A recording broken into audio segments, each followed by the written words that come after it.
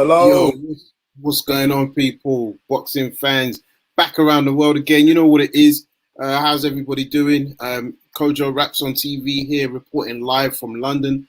All the best things in boxing, all the latest news, Come on. and all the announcements. I'm here with the man Sam, co-host Sam. What's going on, bro? All good, my bro. All good. Had a quiet weekend this week. I mean, Mm-hmm. even yesterday, Aubameyang, for all the Arsenal fans, signed his Obama, contract. Obama See, who? Aubameyang Obama Blanc, what? yeah. Big up Arsenal won Tricky on that 3-0. as well. Yeah. So it's all good, man. It's all good spirits. All really kind of happy. Yeah. Happy to be here, man. Good boxing that I watched on the weekend. And yeah, I was ready to get into it, man. We had a lot of announcements today. It's with Buatsi and Whyte and all these different stuff. So it's going to be interesting to see what's going on. And Teofimo Lopez, the like flyers and all that's come out now. So, Yeah, boxing's no, I looking. was going to say, yeah, I think you definitely the agenda for today. You know, we've got to just for those listening out, Yard versus Spelman. Getting into that, we're going to talk about that stoppage. Was it too early? Was it right? How did Yard look? Also Yeah, going to get to Buatsi versus Calic. That's been announced as part of the Matchroom card. A plethora of yeah, fights. Really 4 dates. The only one that hasn't got an undercard so far is Dillian Whyte, but you'd imagine some of these guys will make their claim. I wouldn't be surprised if we see a Nicoli there. And like you touched on, Whyte versus Povetkin has been announced, so the rematch is on for November the 21st. And none but not the least, confirmed date and location for Loma versus Lopez. Big fights, bro. I was gonna say I can tell the windows open because I hear that motorbike. yeah, man. Sorry, but you know how it is. The We'll remote manage. show now. We'll manage for now, man. But yeah, bro, let's get straight into it. Tell me your thoughts on the boxing over the weekend. We saw the Frank Warren card. A few guys, the likes of Bentley, your Yard, obviously, showcasing on that night. But just give me your general thoughts. Okay, let's start off with the bizarre kind of starting at 7:30. I remember getting back from wherever I was to watch this. I just really wanted to see Bilal. I mean, I've heard a lot about him. Tunde talks a great game about him. A lot of people talk well about him. I like him as well. Um, Mm-hmm. but the performance was kind of it weren't really a lion in the camp type of performance, the way they like to call themselves. And Yeah. how I just thought it was very disappointing. I felt like it was kind of like on the back foot quite a lot of it, and Bilal wasn't really getting himself into the fight. I don't know what it is. There might be something that they might not bring to light that we might know or something. But I just didn't really see that real Bilal that I saw at Royal Albert Hall and got the stoppage at that time, all that time that fought before and that exciting young kind of athlete. I didn't really see that. And then to end things now, this the whole kind of announcing Bilal to be the winner, but on the cards they had his opponent up was just I've never seen anything like it. I don't know about anyone else. If you want to comment or whoever's watching can kind of comment. Have you ever seen anything like that? Because to me, that was bizarre, bro, real bizarre. But That was mad. but then like things got a bit better because I saw welterweight prospect is it Snooman, Echo Westman. Esman, sorry, apologies, Esman. He, I was actually quite interested hearing his story. BT did quite a little bit of a take on him about how he's gone and where he's come from the game and how he's trying to move on at 31 years of age, educated guy, and just trying to prove Yeah. himself in the boxing world. And he fought Conor Benn's former scrap yard mate in the ring, and didn't really do too much, to be honest. It just shows that Payno, I think his name's Payno, Cedric Payno, is really tough and rugged. I thought that it also credits to Conor Benn a little bit now, because if my man wasn't able to knock him out, then it just shows the real punch power that Conor Benn really has. Really. Would you say so? Yeah, man. Conor Benn's got power. Conor Benn's got power. He's not. Even I said in the group, like, at least we can learn from this is that Conor Benn has power, man. Even though he gets stopped himself, and but he's got the power to stop you, man. Fair enough. I mean, I have to say, you're right. I think he's definitely got it's the Ben trait, right? He's got that high energy, high output. Yeah. Sometimes I think it's hard to always look at common opponents and say, what it could mean for the guy who got the knockout win, because we've seen from I'm going to say it, Pacquiao, Mayweather days, or who else had a comment? Even Deontay Wilder versus, well, if he fought Joshua, their common opponent in Brazil. So I get what you're saying. I didn't think the fight was great overall. I'm going to be real here. I like Frank Warren's cards. Typically, usually, the fights are quite well matched. I felt this one was well matched, but I felt the styles were not really conducive to kind of just sitting there on a Saturday night watching a boxing. It was. I felt personally there wasn't a lot of technical element or show. I'm not dissing the guys, but I didn't think, I felt that they could have probably done a bit better. So yeah, but I think you mentioned something there about Ike Usman and Conor Benn. Do you think Conor Benn would take that fight? Let's talk about Conor and him supposed to be having back and forths or whatever. But I think I haven't seen that performance. Conor would love to have that fight, but ultimately, again, the Conor Benn brand's going to get criticism because people are going to be like, bro, you can't go from saying you want to fight a man like Josh Kelly and talk about how you'd have Chris Kongo and all these guys easily and be at the top, or talk about even Ashley Fairpain.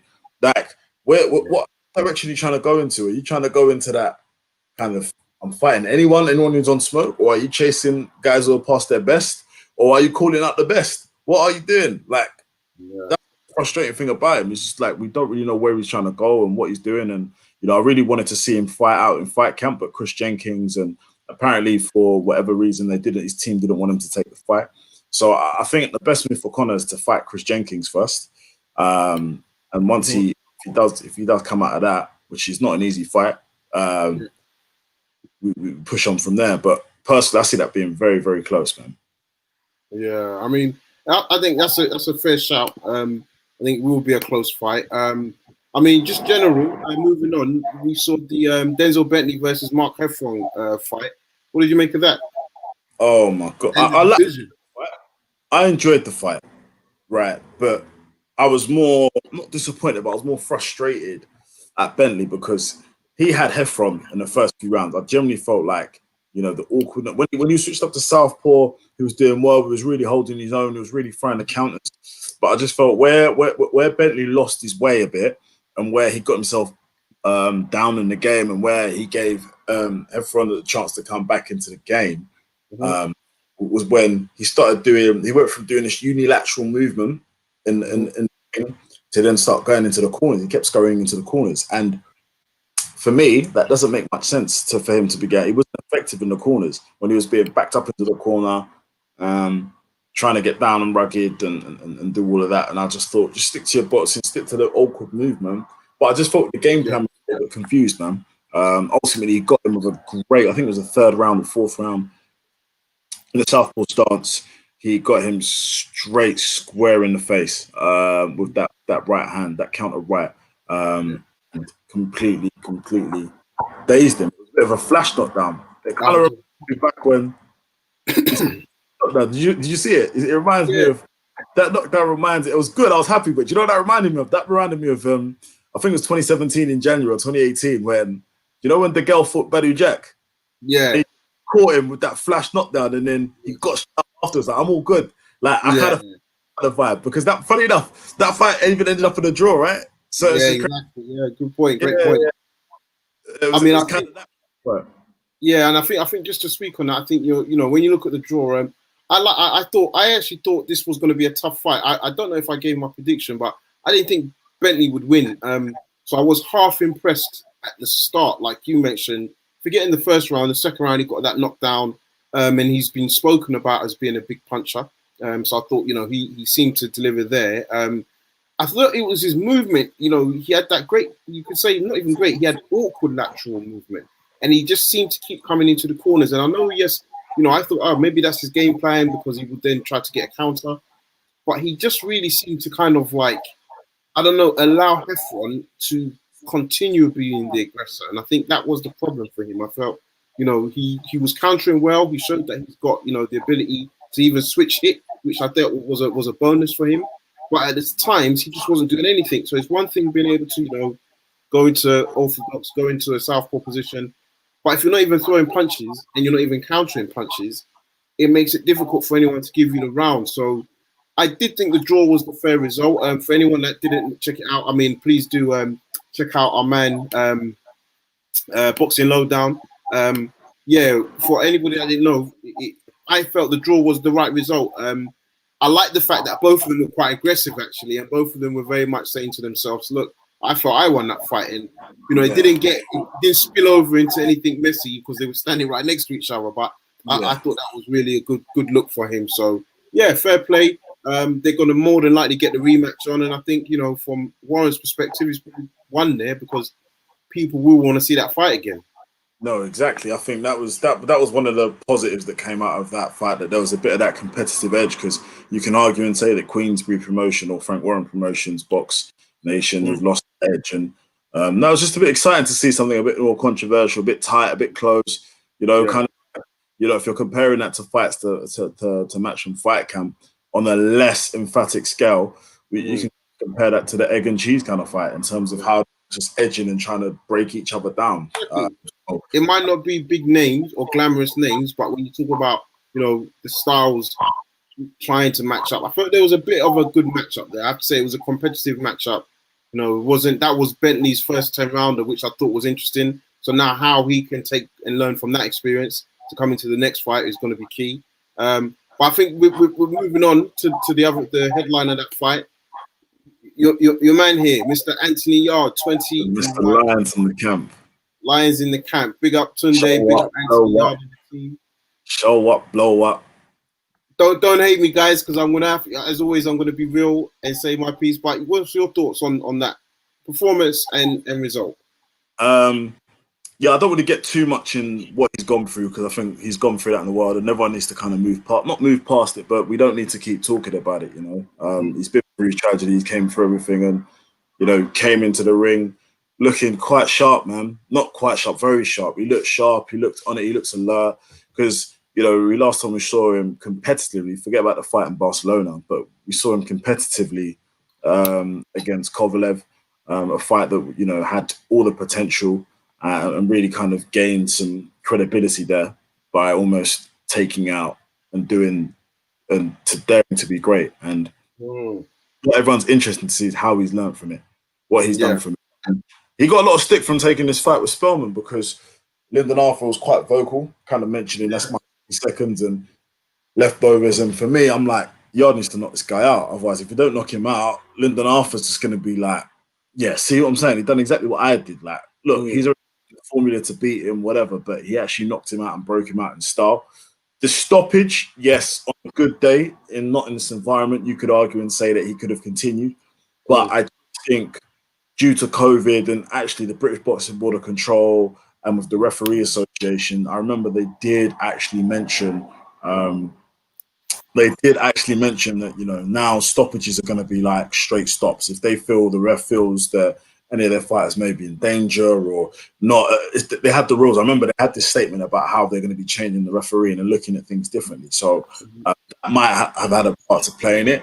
But ultimately, normal day, I felt that Spelman could have gone on for a bit longer. If there was a crowd or whatever, he probably would have been able to go for longer. But you got to understand, it's like inspiring. Like these fights, even though it's live and televised and whatnot, it's sparring. And if you saw your guy taking a beat down like that, you're going to stop it. You're going to pull it. You're going to pull it out. So yes, on a normal day with crowds and everything, that should go on. But I felt it was stopped at the right time. And if you actually look at it, Spelman actually went down voluntary and just thought, I can't, let me get myself back to normal and let me build myself and try and rebuild. But, the referee saw that as, you can't do that. And also, you don't know what the referee said to these guys in the changing room about knockdown. They do, because every referee style is different. Yeah. Yeah. Look, I think you are right what you say there around, starting off Anthony Yarde's kind of really not been on the scene for almost a year now, right? It was last year, August, early September, the Kovalev fight took place. We know he had a kind of run out in Barcelona, but that was really sort of a nothing card, more for ring rust. And then I think we had COVID, so then you're kind of saying to yourself, oh boy, he's one person in the limelight that suffered. I have to be honest, because we can't lie. After the fight, I wouldn't say I was critical with him, but I scored his performance a 6.5 out of 10. I didn't think it was really exciting Yard. I will say though, and I think I do have to caveat it with, I think if they're looking to exercise or see out a new game plan, go long, go rounds, get rounds in, then I think, that's the kind of performance and that's the type of setup and display that you show. I felt that, he let Spelman kind of tag him early, nothing too dangerous, but he let Spelman gain some confidence. You could see Yard was going to the body. I think you could see that was going to be the eventual game plan, maybe between 6 and 9. That was going to be the plan. I just felt, I was watching it and I just felt, what, the ref should have let Spelman continue. I didn't think, I think, look, we've all seen guys knocked out cold on their feet. And I'm not saying that's what we're asking for. But I think you could see, I looked at it and I watched it again. Spelman, while I wouldn't argue Yard wasn't going through the gears, Spelman was still there, not to win the fight. I just didn't think he was out cold. I didn't think he had nothing else to give. I thought he could have still given a round or two, and let Yarde, again, build his fitness up. So yeah, it's a hard one to score. Again, like I said, I can't see Lyndon Arthur taking too much, like anything, whether it's confidence, whether it's nervousness, because it was a nothing performance overall, in my opinion. So if you're Lyndon Arthur, nothing. Yeah. That's not nothing, my bro. You got to see it. Like, he hasn't seen Yarde since that Kovalev. If you're getting off old footage, right? That's not really that fighter, though. Don't forget, Anthony Yarde had never been past X amount of rounds before he entered the ring with Kovalev. So entering that ring now and fighting and playing and getting into there with the opponent now, it's like Lyndon Arthur's team will be studying that. We'll be studying how much of a mature fighter he is, because don't forget, like the old Yarde, if he saw an opportunity, he will hunt you down and finish you off. And I think that hesitation with Yarde is something that Lyndon Arthur's team could look and pick up on.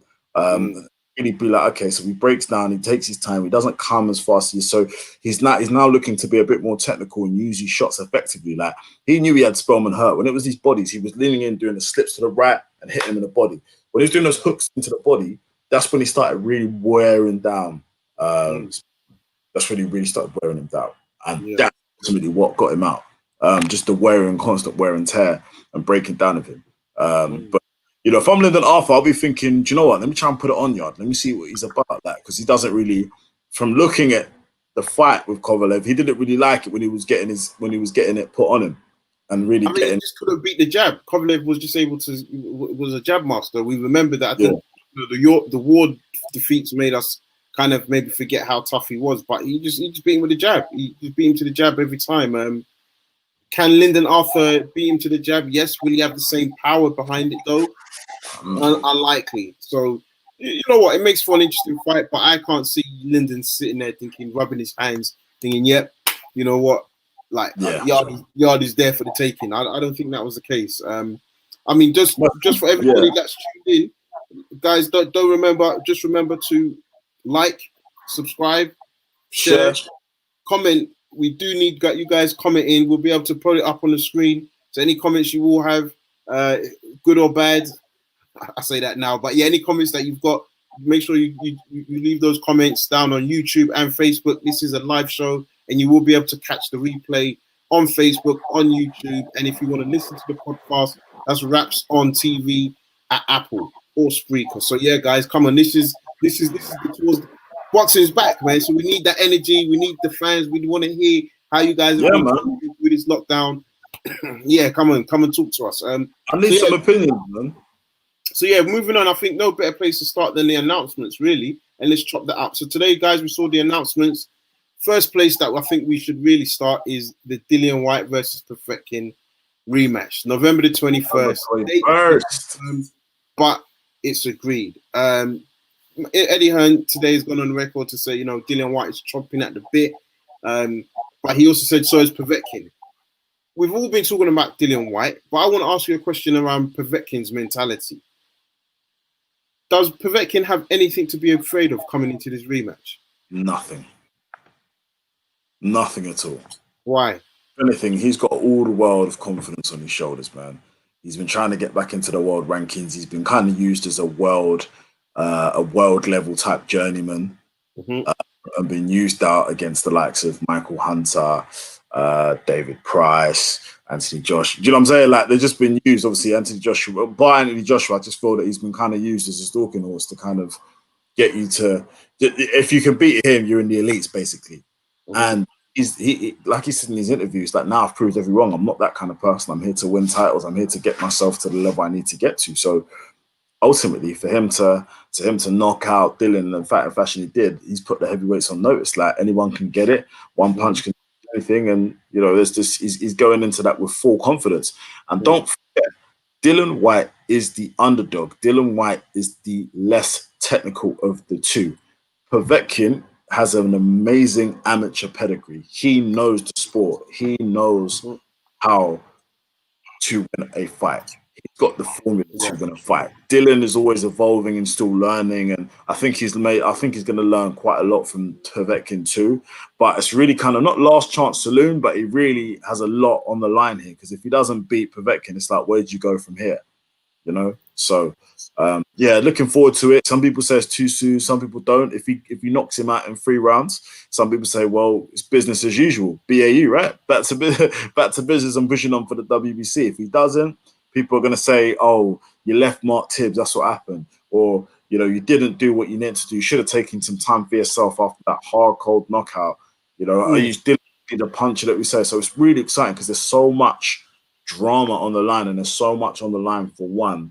And whereas the other's kind of like, I'm been there, done that. I'm just here to kind of see out my career, So, yeah. I mean, do you think, and you touched on, Dillian Whyte still being the favourites, which at the moment, where these things kind of are always changing. But at the moment, that is correct. He's looking like a strong favourite.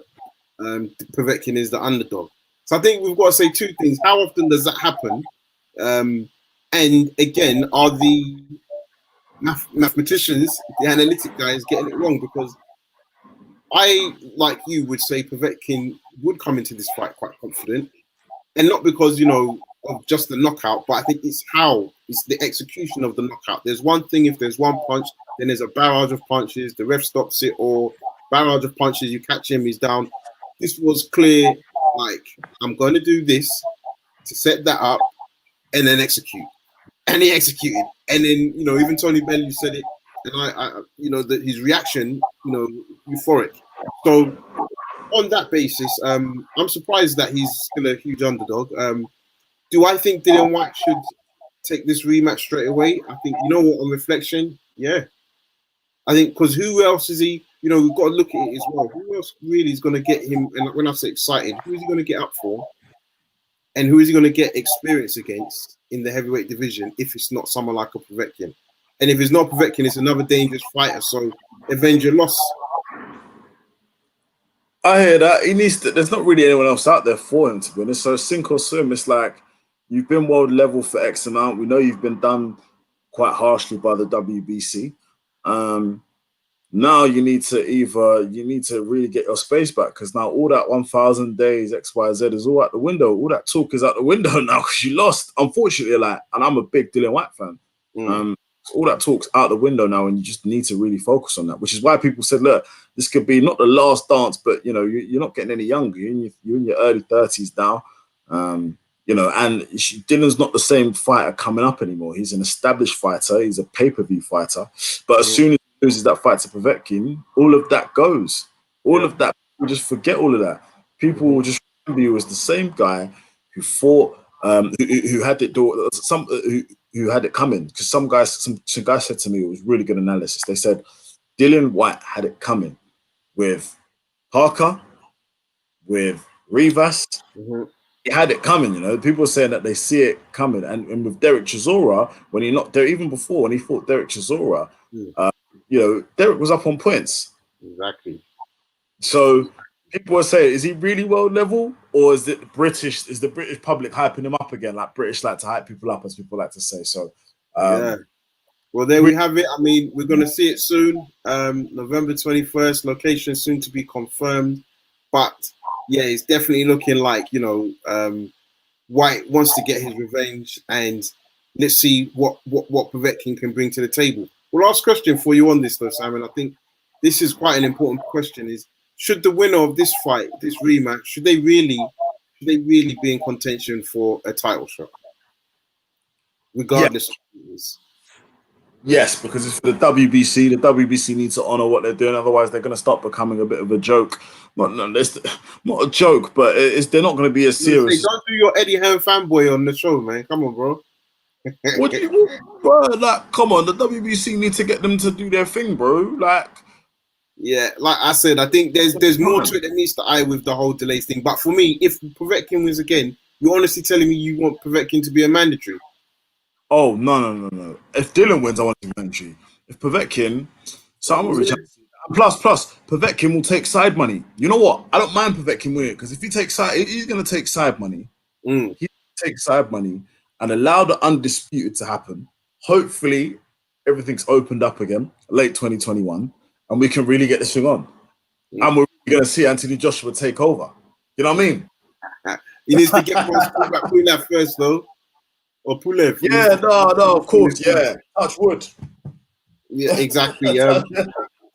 So last one we're gonna move on to. I think we got to give a big shout out to man like Umar Sadiq, who went over to Russia last week Friday. I thought that personally, I thought he tried hard. Another one we would just say, up on the cards until we got that stoppage in the last round. Chudinov is a tough guy. He's gone up in the ring with the likes of George Groves and that, so we know that he's not it's not an easy feat. And for Umar Sadiq, I think he's got to take a lot of credit from the fact that he went 12 rounds with a seasoned professional, a seasoned boxer, and was winning. And maybe if he just danced around a bit more. I mean, I know everyone says, "Oh, hindsight." What was he supposed to do? You don't see what's on the cards. Yes, big up Andrew Abbey. Yes, around the Dylan Whyte. Yeah. So I think with Umar Sadiq, I think it is one of those things, but hopefully we get to see him again soon. But just going back to that comment, Andrew, you think it's too soon? I think a lot of people are saying that. Let us know why. Let us know. Give us a bit more details as to why you think it's too soon. We'll be definitely reading out those comments. So I think we're looking at Sky Sports, the Eddie Hearn. Another card that's been added to the show is this cruiserweight beast of a fight. Next week, 26, Daughter Cross got that stunning knockout over our boy Andrew Tabiti last year, and Marius Breeders, who's coming into this final again for the second time after losing against Music. So, I think this is going to be a really good fight. I think from Sky's perspective, I think it's quite clever of them to acquire this because I think there's going to be good matchups throughout this tournament overall. And I think if they're smart, they would maybe even try and put a bit of money behind it and see what they can do to work with the boxing Super Series. So all their eggs, they don't have all their pies with Eddie Hearn. I think they should kind of split their money across different promotional companies. It can't just be about Matchroom. I think there's talent on other platforms, and if you're not going to get Frank Warren, understandably, you're probably not going to get ESPN Top Rank, understandably. Look at this as an option, and I'll definitely say look at my guys PBC, but that's for another day. Oh, look at you! You're out here with fanboy. Don't come on to me about Eddie. Look at fanboy, man. Affiliated, brother. Affiliated.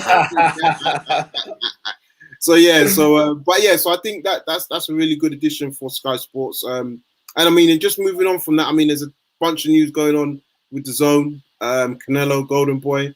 It's now looking like Canelo has to resubmit the contract. But what's your thoughts overall on the Zone and this play in the US? I think they got a lot of heat coming. I think how they got Canelo to sign on 300 million is a joke. He's worth way more than that. He could probably earn way more than that. As Floyd joked, like 300 million. I said last time I remember I got that from my last purse, as he likes to brag. But and then the next kind of big boxer outside of America, so I do believe is Canelo. Well, it is Canelo. So it'll be interesting to see how the Zone resolve this. Their reputation's coming on the line. A lot of athletes are going to feel like, okay, well, am I really getting the money that I need? And then they start questioning how things are and shows. And don't forget, like, there's a lot of American fighters. Matchroom made a big push this year, and I think off the back of last year and this year, for in the USA and pushing for a lot of these athletes now.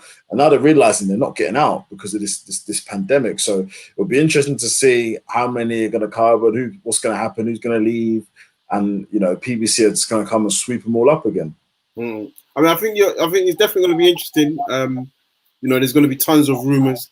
You know, you go online and you've seen talks about maybe Canelo having conversations with PBC, which I have to say makes sense. I think you look at the fight opponents there. But I think, yeah, you have to look at there's a bunch of US guys, bar Devin Haney. I think he's probably secured. The zone would want to stick with him. You know, Hunter's been released. There's a few other guys. Who was the guy? Is it Charlie something? He was from the West Coast. Charlie. I forgot his name. I know you're talking about. Charles, yes, I want to say Sims, but it's not Sims. But yeah, you know, he came over. So yeah, we're not really too sure what's happening there. But I think, you know, what I do like to see, and this is, you know, a guy that I think he fought not too long ago. I think he's really great character. And we are seeing a bit more of the European UK promotions going out and signing American fighters. So now we've seen Jamal Herring has joined MTK. Good news for him. Let's see what that brings. I mean, he's already with Top Rank. So MTK seems to have a partnership with Top Rank. So we know he's going to get televised fights. I would assume this is going to make the whole fight with Carl Frampton a lot easier. So we look forward to seeing what can come from that. So yeah, definitely looking forward to that and where we go from there. So guys, let's go to the phone lines. I don't know if anyone's going to be calling in. We've got our Mr. Appiah at 985. Yo.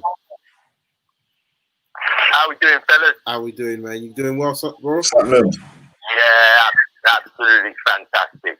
Absolutely fantastic, gentlemen. What's on your mind, boxing wise?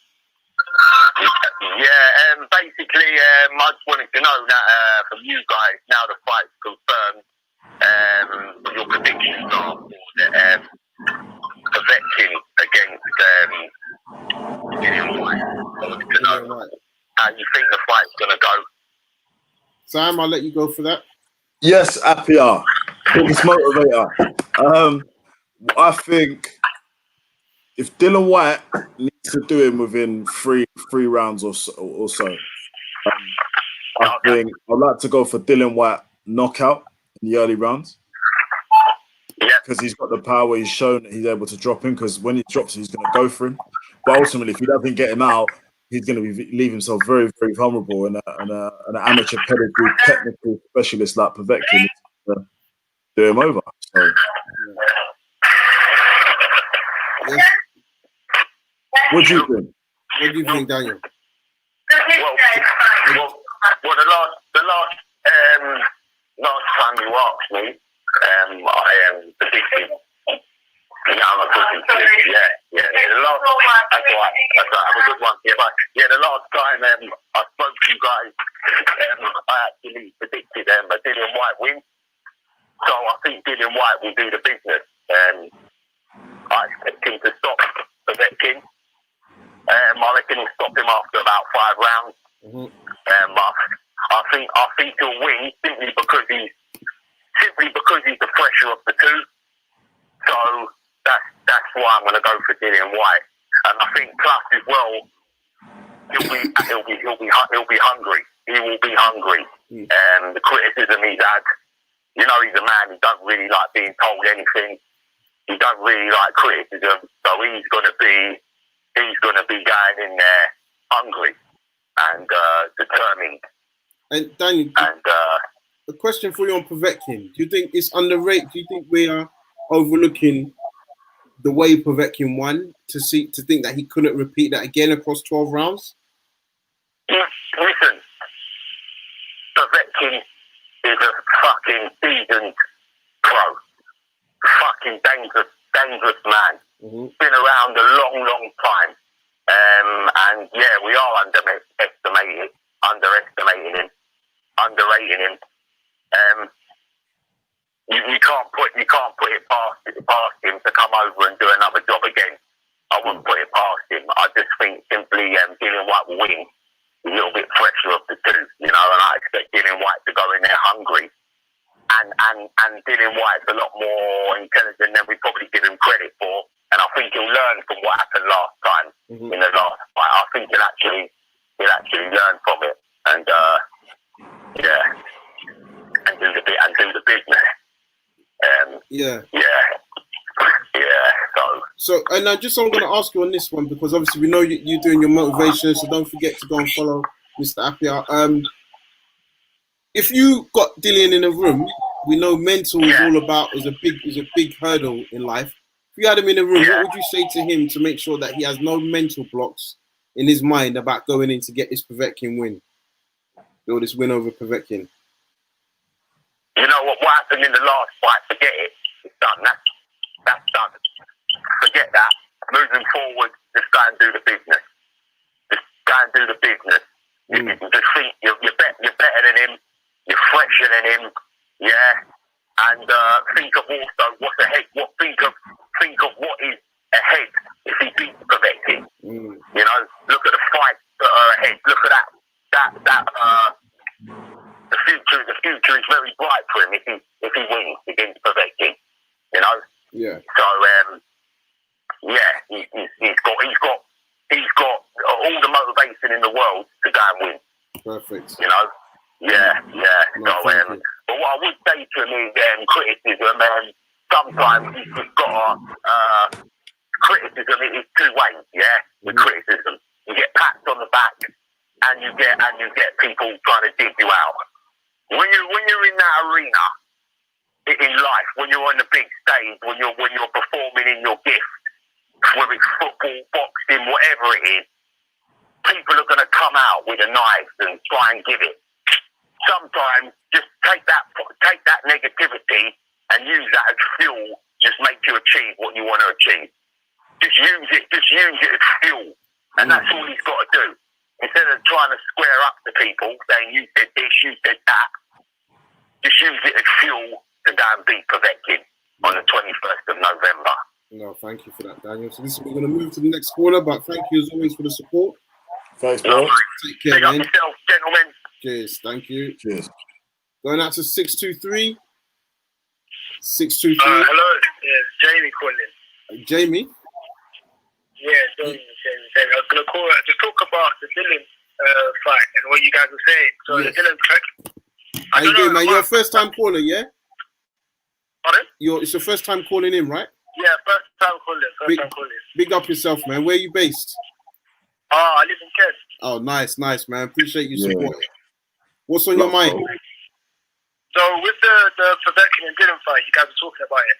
Mm-hmm. I don't know, I'll come in late, but I feel like, you know, the Dylan fight, Povetkin, for me, when I saw him, maybe he didn't train properly, but he looked a lot older in that fight. I don't know if you guys saw that. It wasn't the typical Povetkin I always saw. Legs didn't feel right, and obviously he did get dropped a couple of times. The Dylan performed very well. It looks kind of like the Dylan has improved so much, and he's still growing. Every time you see him fight, he's always improving. The jab looks so good at the moment. And he was just boxing well. I feel like when he dropped him the second time, he should have maybe gone for the kill. And I think, as Sam said earlier, he's made a few mistakes in the fact that he's been caught a couple of times with the same shot, the same uppercut, and his balance isn't correct yet. Yeah. I feel like he knows it now. He said it for the first time, and he's saying, I'm going to work on it. So that's what he's probably working on right now. And I feel that's what he needs to do to beat Povetkin. I do feel like Povetkin now, he's kind of at a stage in his career where he looked 40 for the first time I've ever seen Povetkin. He looks 40. Yeah. I don't know how you guys feel, but I want to get your opinion on it. Yeah, man. Jay, big up yourself for calling. I understand what you're saying in terms of Povetkin. It wasn't looking the same Povetkin because, you know, we saw him fight against Hunter in the Joshua 2. He was able to do. So from seeing that to now, I get what you're saying, his age. But let me ask you this though, Jamie. In the 21st, how do you see it going? And is this the last chance saloon for Dillian? It's not the last chance, but if he loses this fight, it will take a very long time to get a title shot.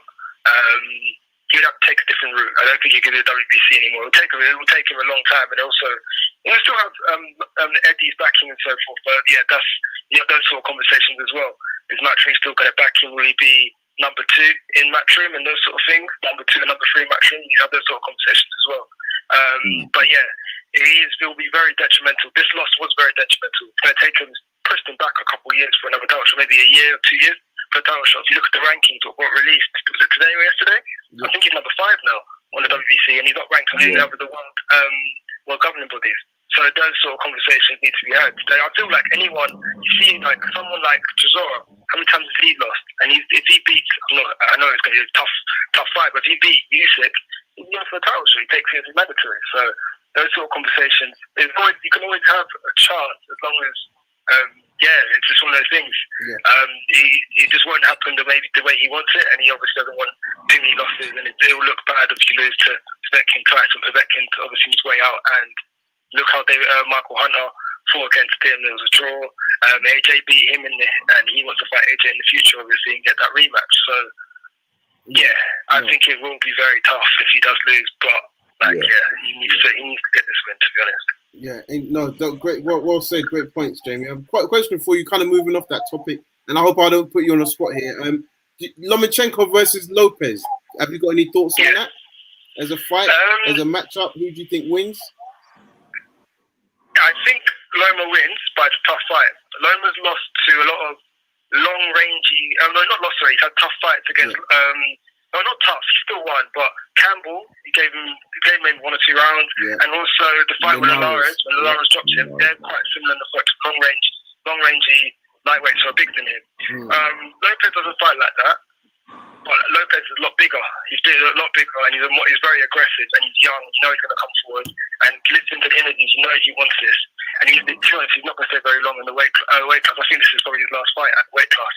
It's very well documented. He kind of he's not going to stay there for too long. Yeah. So we'll see what happens. Really, I think Loma wins. But I think it'll be maybe another tough fight. Yeah. I just think Loma's just too technical, and there'll be too much. I think he'll be able to handle it for a while, but it'll be just too much. Yeah. Loma's very busy, and he's just too much for him personally. That's my opinion. What do you guys think? Sam, I'll let you. Yeah, man. I think Loma's great champion. Ultimately, has some opportunity here. Lopez beat our guy Richard Comey not too long ago, so. Lopez is full of confidence about him. I'm a young man full of confidence with, the world being my sister, and I've got the chance to really take a guy out. And Lomachenko's even saying, look, I'm lowering my purse. So this is going to be a real competitive fight. There's a lot of pride on the line. There's a lot of who's going to be the lightweight king, because, that division's got Devin Haney. It's got Ryan Garcia. It's got all those kind of guys there who are hungry young guys in that new wave of lightweight. So, I'm looking forward to it, man. Really looking forward to it. October 21st is the date, or October 12th or thereabouts. I'm looking forward to it, bro. Yeah, and I think one of the things with the Loma thing, I think you both said it well. What I like about this fight is this is the first time Loma's going to really fight someone that he's probably got a bit of a grudge with, but they're at a bigger weight, or the weight that is not natural to him. Yeah. If you look back when he had the Rigondeaux fight, Rigondeaux was so drained, it didn't make sense. The same with the Jamaican Nicholas. You know what I mean? It was like, I'm not saying Lomachenko didn't deserve those wins, and he didn't perform well because he did. But I think there was also a bit of venom in terms of his punches and the style that he approached that fight. So yeah, I'm looking forward to this, and I really hope that there's no issues, there's no late COVID failure test fails, and we get to watch that, because I think probably outside of Spence versus Garcia, that's probably going to be one of the biggest fights of the year. Yeah, for sure. Yeah. Definitely, man. So listen, Jamie, thank you very much for your call. Listen, thank you, brother. Facebook, YouTube, and be sure to call in again. We'd like to hear more from you and your team. Yeah, no, definitely. All right, thank you very much, man. Take care, man. Cheers. That's good. Always good to hear a new caller, and just to hear what the guys are saying, and always big up Daniel Appler for the support and our motivation, and giving that motivation to Dillian Whyte if he's listening. But if Dillian is listening, we apologize for some of the bad comments we made there. I'm on maximum violence. Yeah. You can speak to Hearn about that. Yeah, Hearn. I'm out here. I'm a Heyman fanboy. You're a Hearn fanboy. Yeah. Hey, listen, I'm where the money is. You know where the money is, man. Yeah, no, true, man. I can't even lie. PBC is what it's saying. But I want to bring it back to British title. Come on, we got Craig Richards, Shaq and Pitters. Announced last week. Yep. Yeah, man, we've got that coming up, and I think supporting on that undercard is Isaac Chamberlain. I think this is the first time we're going to see. I'm not sure if that's a Matchroom show, but if it is, we're going to see Isaac the first time back at a Matchroom show. I think it's going to be a Matchroom show. It's not Matchroom, no? No, it's not a Matchroom show. Yeah, it's not. I was going to say that'll be the first time we're seeing Isaac back in business with the Hearns, but you know, quite vocal recently. Since he's back-to-back wins, he's kind of got his confidence back. He's doing a bit more PR now, getting himself out there. Now got his money up, and he's just looking to really just come and take the scene for the time. So I'm looking forward to that and seeing Shaq and Pitters as well. But I think I also like when I was interviewing Dan Aziz. Anyone can watch that on the page last week. Check that out on the live. He was also saying he's staying fit. If any one of these guys gets COVID, fails a test, he's ready to come snatch that. So really interesting British times for the I mean, don't forget to add to that, because those were the fights that was ordered last week. We had Dion Juma versus Richard Riakpo, also been ordered. So again, I think Dion Juma, who's trained by Gary Logan, and obviously Richard Riakpo is kind of a Dillian Whyte charge. We know what he's all about. I think that's, you've got to look at it and say that's maybe not the best fight, but I think that's a really good fight. Leron Richards, sorry, he's been ordered to have a fight with opponent still to be confirmed, and Scott Fitzgerald, James Metcalf, and I think the big one, Jenkins versus Ben. So as you said there, quite rightly, a lot of domestic fights that can be made have been ordered, and if we can get them this year, I think that will still solidify a strong year for the boxing scene. And I think that's the best way to look at it, right? Everyone's making the fights now. People have been training. Let's go. So yeah, you're the man in the know, Sam. Any news on Joshua versus Pulev? When's that going to be announced, man? I'm surprised. Bro, I don't even know. Do you know what I think it is? I think if it was going to be announced in I remember back when I predicted it might be a November card in Monaco or whatever. I don't think that's happening anymore, because ultimately they've already announced certain November cards and etc. But I think it's either end of the year, or if it's not end of the year, like December, I think it might be an early January, and we might see Joshua fight twice next year, 2 or even 3 times. I want to say even 3 times next year we might see him fight. So yeah, man, it's just time to stay locked in. Just time to stay really. Everyone's got to keep their eyes peeled. We got Lawrence. Don't forget, we got Lawrence Okoli fighting probably on the undercard of AJ at some point, because he's been waiting for that to be announced. He's been announced. Well, Lawrence rapper Pennyboy Okoli, let me call him that now, out here rapping now and doing his thing. So obviously he's got a lot of time on his hands, and he's waiting to get his cruiserweight title. So yeah, looking forward to seeing him fight, and I'm sure he's going to be looking at Dotikos and the WBC Super Series to come and try and take that smoke, man. So yeah, interesting. And I'm going to move and then obviously this was the last card that was announced. Our guy Buatsi, shout out Josh Buatsi, came and gave us a great in the lockdown. He's taking on Calic, who's coming in with a strong reputation for the WBA International. So, the rumors are that should Buatsi win this, he's going to go into a title eliminator in the next fight. So, he's about 2, maybe 3 fights away from an actual world title, especially at light heavy. Amazing. And I think that's the standout fight. I think as the weeks go on, we'll get to know more about Calic. My understanding is that he actually beat Babic in their amateur days, so Babic rates this guy quite highly. That's what Eddie Hearn has confirmed. But I think the fight that's probably going to go under the radar is really Linus Udofia versus John Harding Jr. Yeah, 100%. One of our guys, Linus Udofia, one of our guys. I mean, it's a shame they've got to get it on in the ring, but they're both going to get paid, and it is a big opportunity for both of them. So, I mean, what do you think of this card overall? Bro, I think it's a great opportunity for Udofia to really put himself on the map. John Harding Jr. coming off the back of his loss at the time, we're really looking to trying to see what he's trying to prove and really kind of bring what he's been taught by our guy Mr. Miller down in Portugal. He's looking in unbelievable shape right now. So I really am looking forward to this fight, because this could be one of those that could be so competitive, but just even end up as a draw again, bro. It's one of those. They both guys have got a lot to prove. Both guys are going to put it on the line, and they're going to come for the smoke. So really exciting time for us to be able to get our thoughts in and Hopefully soon next week we should have a couple of guests, some of the guys to come talk their talk and say their piece and get ready for that. Bring Man. So bring all that smoke. Bring all that smoke, man. We're here for it. We're here for it. yeah, man. Yeah, man. But listen, it's been a pleasure chatting as always, bro. For those of you that are listening live, don't forget to please share the page, like the video, and subscribe to us on YouTube, Facebook, follow us on Twitter and Instagram, and make sure you comment on any of the topics because, you know, we want to get more engagement. This is all about fans talking boxing. At Raps on TV is the place to be. At Raps on TV is where you can follow us. Let me just stick that up just so you guys be like, oh, you didn't tell us how do we follow you? Raps on TV live boxing show. So yeah, no, definitely want to say big up, Sam. Last words from yourself.